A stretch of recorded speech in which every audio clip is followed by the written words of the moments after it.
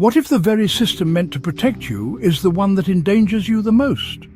This is the heart of Joseph Heller's Catch-22, a brilliantly satirical novel that lays bare the absurdities of war and bureaucracy.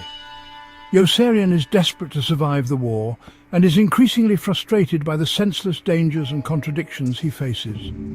Central to the novel is the concept of Catch-22, a paradoxical military rule that traps the soldiers. First, a pilot can be grounded if he is insane and requests not to fly missions. However, requesting to be grounded demonstrates sanity, meaning he must continue flying missions. As the number of required missions continually increases, Yossarian grows more desperate. He witnesses the dehumanizing effects of war on his fellow soldiers, many of whom meet tragic or absurd fates.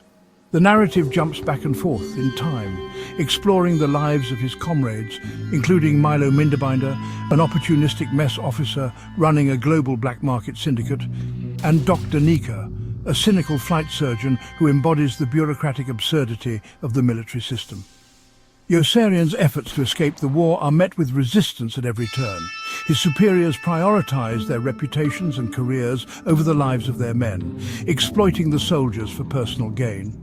Eventually, Yossarian faces a moral dilemma: accept a self-serving deal that would allow him to leave the war, but betray his principles, or risk everything by standing up against the system.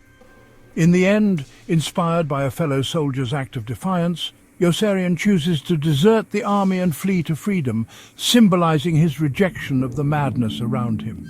Catch-22 has become a classic of modern literature, celebrated for its sharp wit, non-linear narrative, and profound critique of power structures. So, prepare yourself for a story that will provoke your mind, tug at your heart, and make you laugh even as you confront its deeper truths.